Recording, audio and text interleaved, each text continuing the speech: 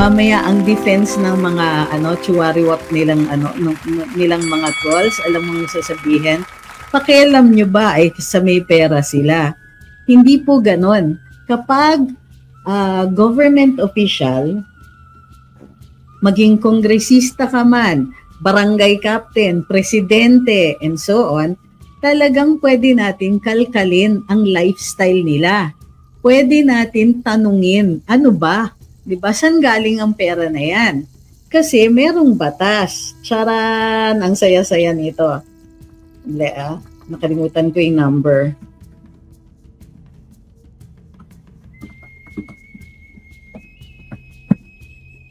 Hi, sa kay Banateros, La Arnie Vlog. Ma'am Christine says, bawal ilabas mga happening sa birthday kasi too opulent for the suffering Filipinos. Malamang. How sure are you? Walang pera ng taong bayan gamit yan. Ay, pag government official, yan ang first presumption. Hindi po libelous yan kung magtatanong tayo saan po galing ang budget na yan. Ito ba ay donated? Kasi kahit donated, may public interest dyan. Okay. Republic Act number 1379, an act declaring forfeiture in favor of the state any property found to have been unlawfully acquired by any public officer or employee and providing for the proceedings therefore. Mayroong tinatawag na presumptions. Kung ang kinita ng isang public official ay kumbaga, kung yung assets niya ay sobrang dami compared to what he could have earned in the period na siya ay government official, then maaari siyang questionin, maaari siyang kasuhan, at yung sobra dun sa kinita nila ay pwedeng i-forfeit in favor of the government. May batas pala na ganun. Luma na itong batas na to 1955. But it has never been repealed. Time out. I forgot my water. Give me 2 seconds.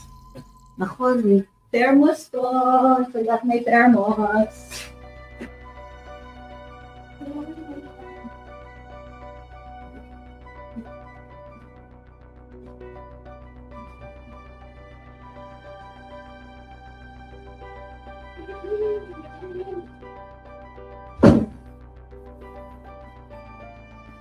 Hi. Sorry po, hindi talaga ako makapag-live pag walang water.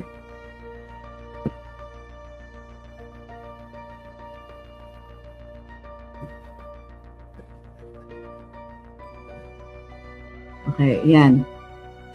So, hinay-hinay sa tanong. Grabe, no? So, ulitin ko. Ano itong Republic Act number 1379?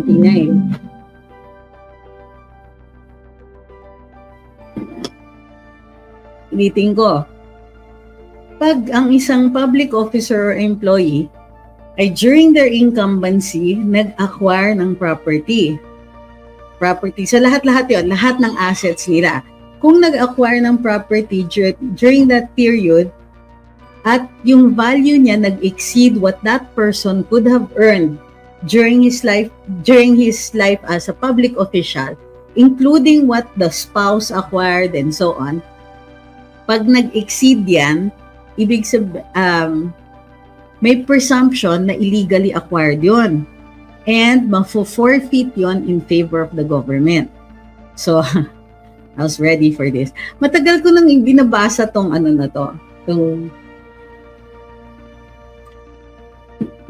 itong batas na to. Kasi, matagal ko nang iniisip na bakit ang garapal ng ilang mga opisyalis natin.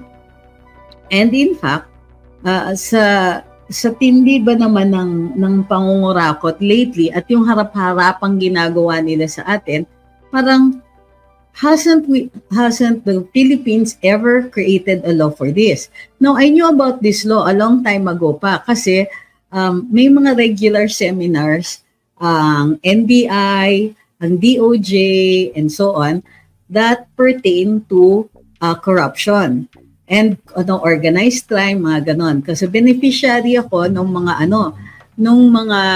how do you call this?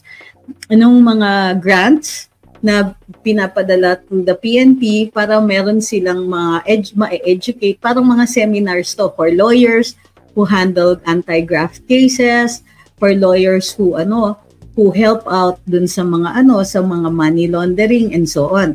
So isa to na pinoint out, nagtaka ako kasi yung lecturer ay Amerikano.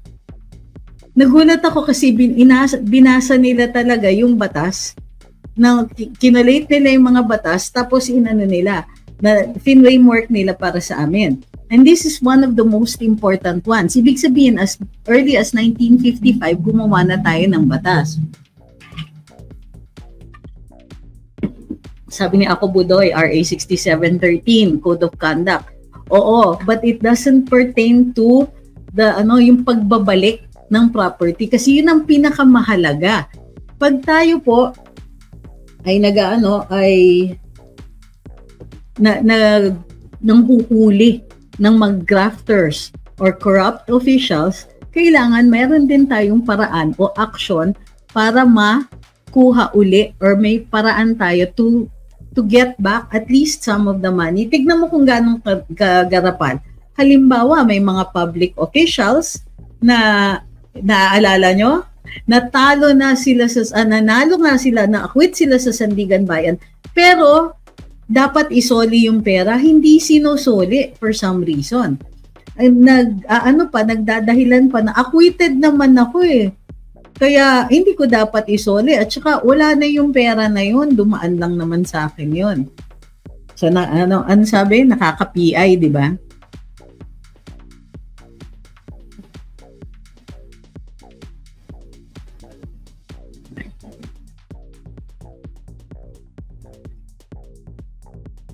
Kaya nga batas daw na hindi nila sinusunod.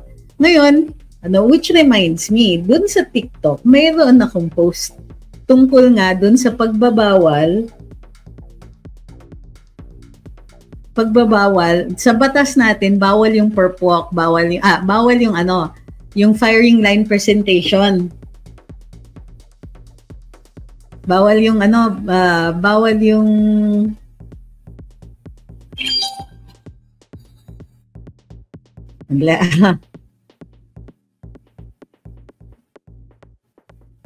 bawal yung presentation to media. So pinost ko. Yung iba sa inyo narinig na itong kwento na to. Pinost ko yung batas. Tapos ang mga hirit ng mga trolls, bakit nung panahon ni Duterte hindi nyo sinabi yan? Ang weird ng mga arguments. Tapos yung mga, sinasabi mo lang yan kasi pro-Kibuloy ka. Okay. And yung iba talaga, wala talagang respeto sa relihiyon. Yung kumbaga, yung utak nasa 18th century pa ng pagkakakilala ng relihiyon.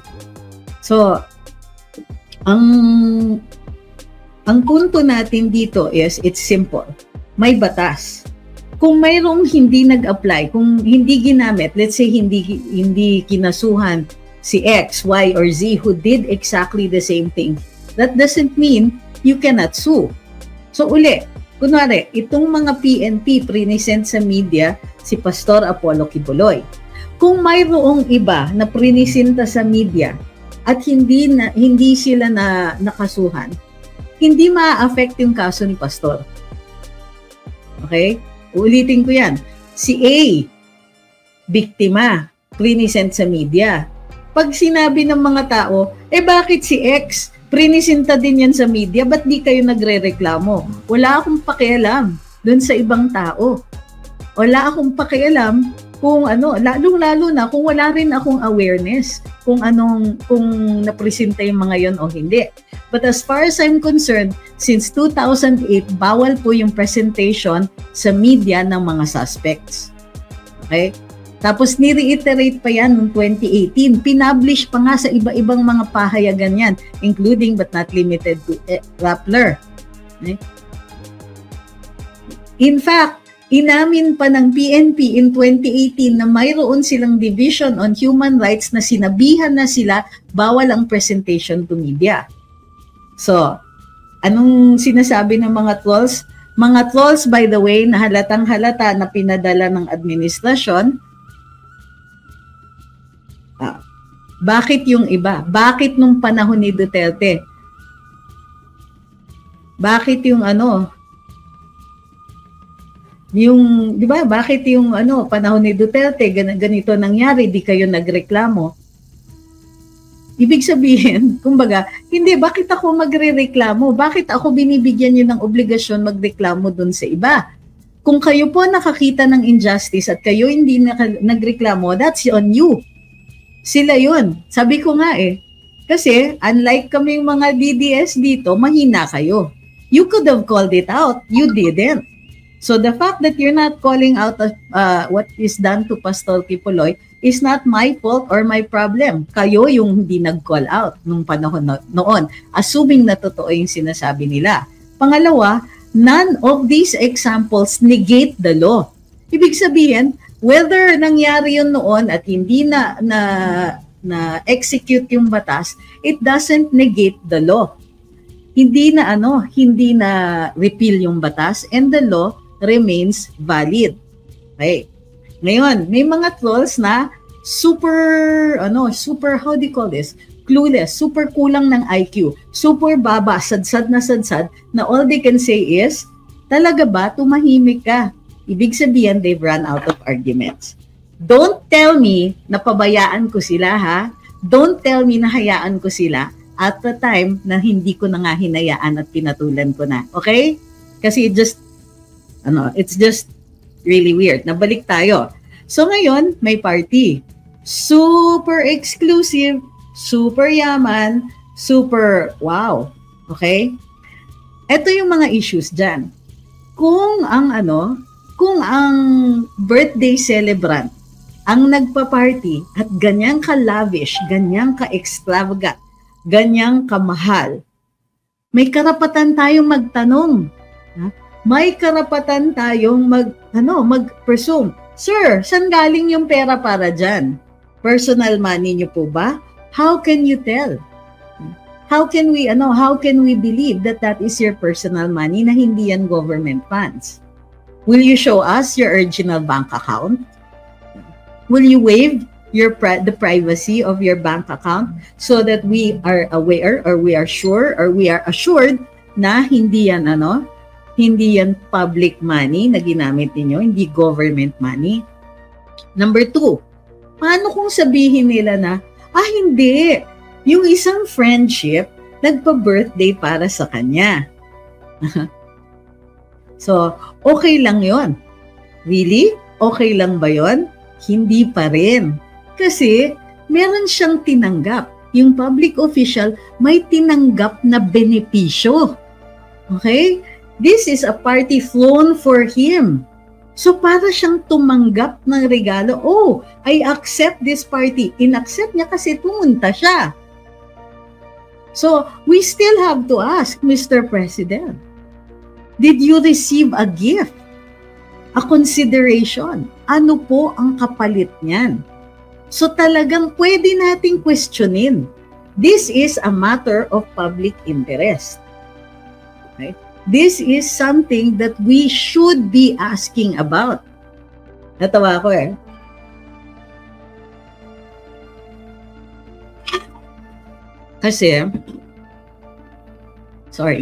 Kasi, yung isang kongresista, sige, sabihin na natin, Congresswoman Stella Kimbo. Mayroon, so dahil nga sa participation niya sa Committee on Appropriations, ang daming tumingin sa kanya, sa mga gamit niya. So, tinignan yung Birkin bag niya. Ano ba yung relo niya? Mahal yung relo So, dahil nga china-chani nila yung Office of the Vice President, syempre, Cartier na relo. Thank you very much. Tapos may Patek pa siya at may Rolex. Nakita ko lahat ng pictures. Gaganda din ang bag niya. I don't collect bags kasi para sa akin medyo Ako kung gumamit ako ng bag, sinasadsad ko talaga. Although, may mga nagre-regalo naman. Buti na lang wala ako. Hindi ako public official. Ano pa, naaalala nyo nung Vice President si Leni Robredo, tinignan talaga namin yung mga damit niya. Bakit? You're a public official. Pagka ang gastos mo is beyond your means, pwede tayong magtanong. Bawal yung mga lavish lifestyles na ganyan. Yung mga super, what do you call that?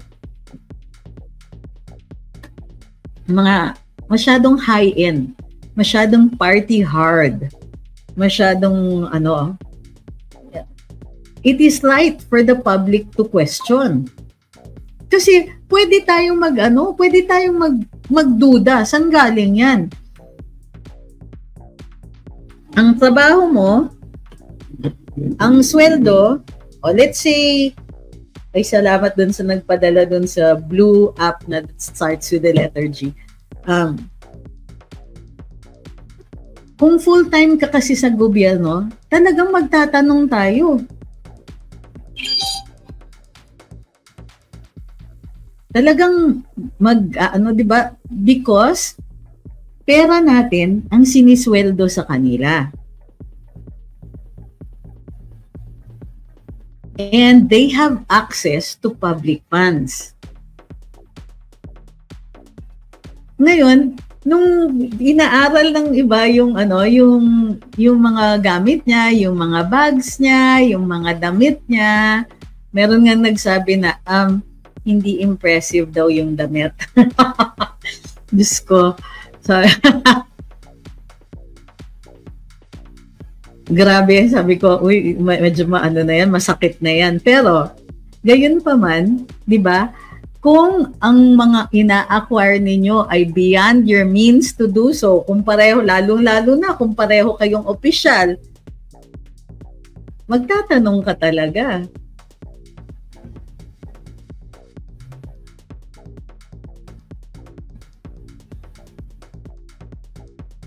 Nagtatanong, anong take mo sa Marriott Hotel? Ito na nga ang pinag-uusapan natin. We're talking about lifestyles of the rich and famous. Ito nga yung sinasabi natin. Ang Marriott Hotel, may implications yan. Yung party na ito. Kung si celebrant ang gumastos, magtanong tayo. Ikaw po ay public official. Saan galing yung perang pinambayad nyo kay Duran-Duran? Yeah? Saan galing ang pera ninyo? Nirentahan nyo pa yung lugar, inimbitan ninyo mga bilyonaryo, and so on. Or, kung hindi ikaw ang gumastos, tumanggap ka. Tinanggap mo itong party na to. Diba? Maaari nating i-question. Violation ba ito ng Anti-Graft and Corrupt Practices Act? The President is immune, by the way. Pero, you can impeach a president for graft. So that, walang ligtas eh. Hindi naman siya biglang nag-drop by na, meron palang ganito. At kahit sabihin nila, surprise party yon, oy, excuse me, kung nagtagal ka, kung nanood ka, kung in-enjoy mo yon, you accepted that. Bakit ka tumatanggap ng ganyang klaseng regalo? Ano ang kapalit niyan? Mamaya, sisingilin kayo niyan.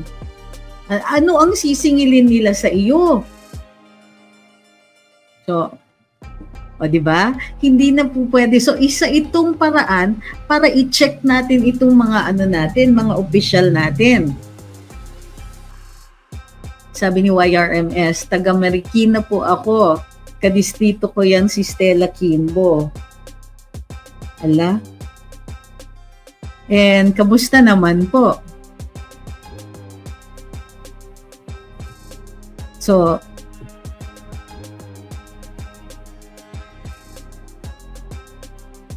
sabi ni Jack Nat, dami nga pong comment ng mga oligarchs sa kanya na gustong-gusto daw nila si PBBM. Yung karamihan sa kanila, kababata niya eh. Thank you kay Ma'am Spirit for the comment. So, ngayon, sino pa yung mga nag-attend dyan?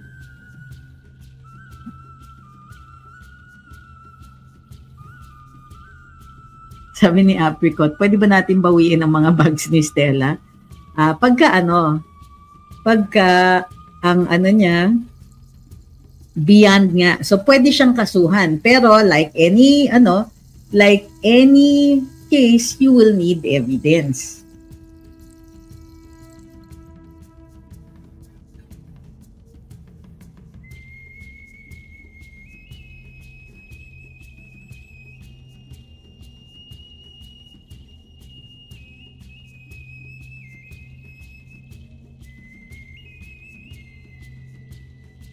Okay.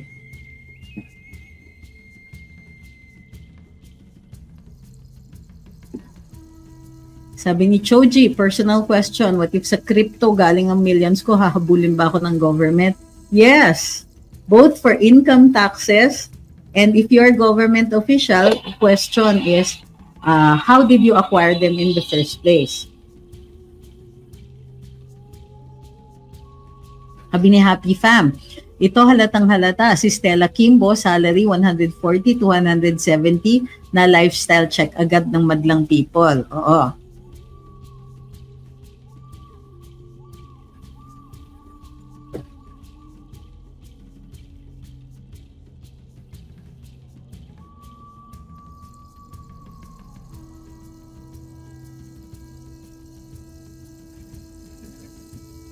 Sabi ni Joe, yung 1955 po, yung 1955 na batas, magagamit pa ba? Meron na kasing 1987 Constitution.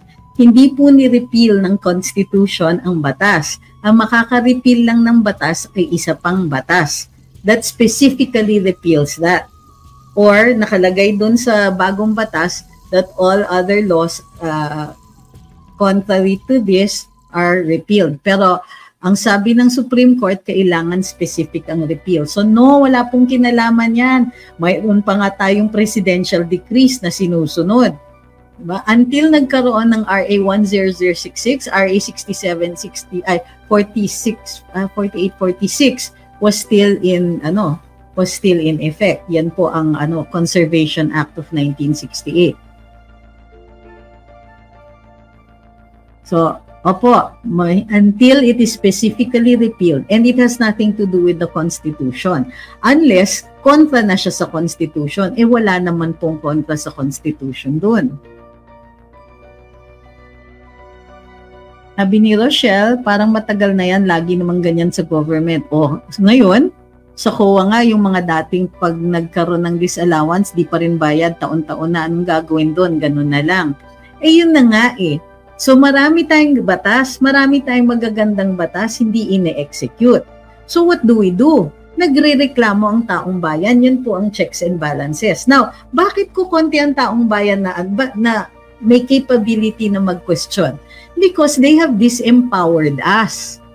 Kaya tandaan nyo yung word na yon. We have been disempowered. Yung mga of course there are things like taxpayer suits, there are things like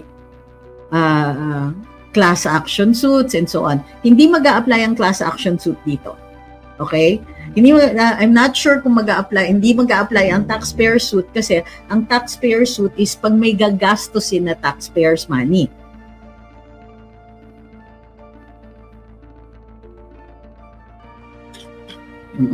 Bukod pa dyan, the other means of checking the president can only be initiated by Congress.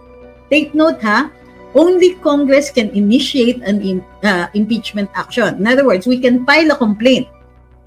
Pero Congress pa rin has to take cognizance of the private complainant, of the complaint filed by a private person. Pag hindi yan nakalusot sa Committee on Justice, there will be no impeachment.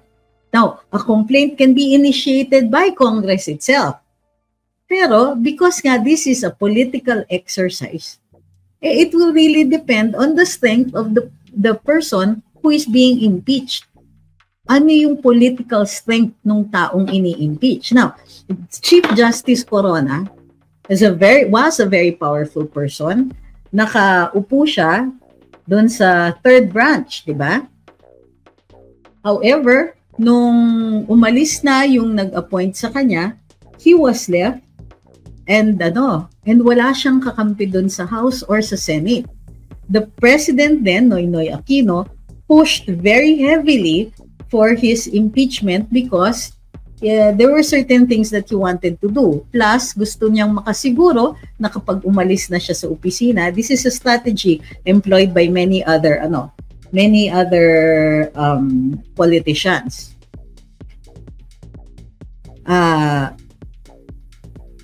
They want to make sure na kapag alis nila sa opisina, kumbaga ito yung rear guard niya. Yun yung magbabantay sa mga kaso kapag umalis na siya.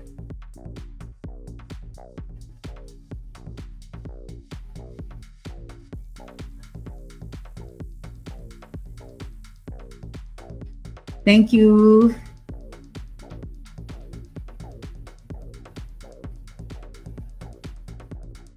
Sabi ni AskDF, pa-shoutout po sa baby ko si Uriel, 5 months old, natahimik sa pag-iyak kasi nakikinig sa boses ninyo. Sabi ni Pablito, ganun ba yon? Yung ninakaw hindi na isoli kapag acquitted? Hindi, depende po yan. Okay, depende yan. Minsan, sasabihin kasi na let's say, victim ka rin, nilagay dun sa bank account mo. So, hindi ikaw yung nagnakaw. Pero, meron kang how do you call this? Hindi ka pwedeng mag-benefit from that, no? Bali, tama kayo.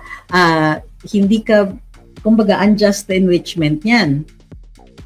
So, you still have to return the money.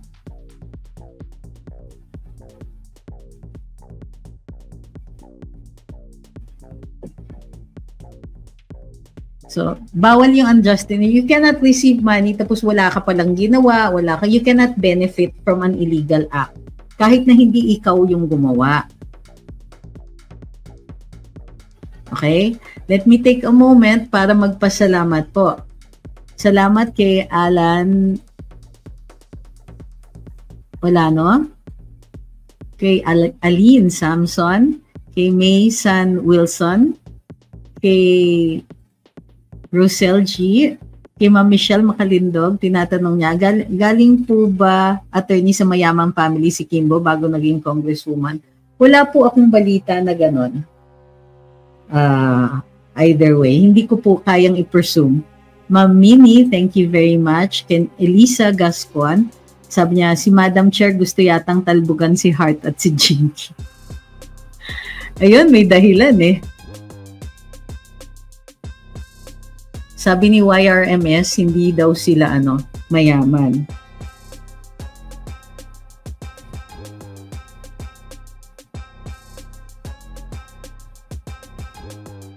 Okay. Dito naman sa kabila papaano ko. Kilala ko po si Stella kasi sabi ni YRMS, asawa ni Stella Kimbo, attorney. Kilala ko po si Miro.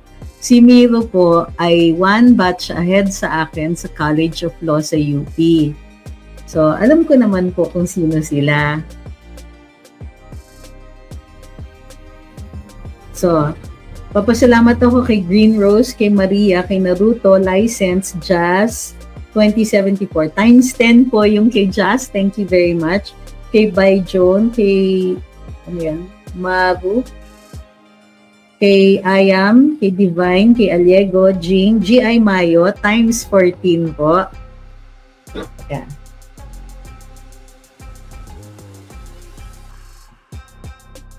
Kay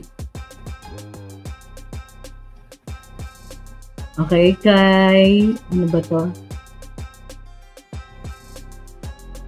Kay Kurt, kay Love Grace, kay Dalia times 2, kay Oleg na times 14, kay Perlito, kay Paparapa times 7 at times 9, kay Curse times 2, kay AJ times 3, tapos times 1, kay Allen Stewart,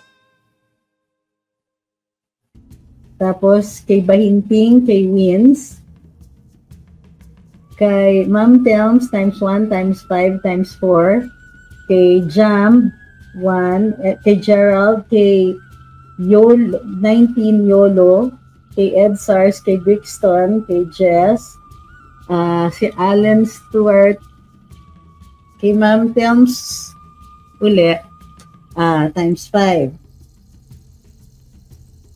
Kay Alan Stewart times 65. Okay? Alright, next. Next round na uli. So, kaya na ba natin ang next topic? Meron pang mga tanong na hindi ko na sasagot. Happy Talk says, kailan po malalaman yung final budget na ibibigay sa OVP? Pagka napirmahan na po ng presidente. Kasi, ang ginagawa nila ay ginagawa nilang confidential ang proceedings sa BICAM. Alam niyo naman kung bakit, di ba? Tinatago talaga nila yon.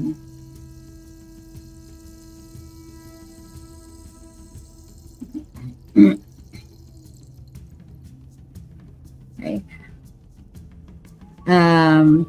Hi kay Oleg na, kay Jamed, thank you very much. Okay, next. Parang nakita ko bigla si Diwata na nag-level up, sabi ni Rakyumin. Sino kaya ang pinag-uusapan mo dito? Ako ba ang ina-attempta ninyong insultuhin? Alam nyo, I don't get insulted when you talk about my looks, my appearance or anything like that. Because you don't know any better. Sa totoo lang, you haven't even seen me in person.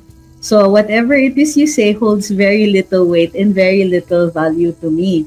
And as a matter of fact, I find myself feeling sorry for you because for you to be able to make some kind of point, the only thing you can point at is appearance, which is actually the lowest form of insult available only to the stupidest. So, bagay yung pangalan mo, Rat Poison.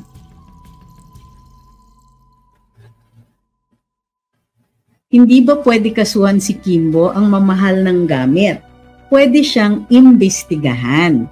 Kasi hindi po enough na mahal ang gamit at beyond that, 'di ba? Baka naman may explanation siya. So, kailangan tingnan natin. Baka naman eredera siya, mayroong tagong yaman, mga ganon. Anong sabi sa saligang batas? No person may be deprived of life, liberty, or property without due process of law. At hindi rin tayo basta-basta pwedeng magtanggal sa posisyon ng isang tao nang hindi natin pinakikinggan muna yung panig. May due process po ang lahat ng yon.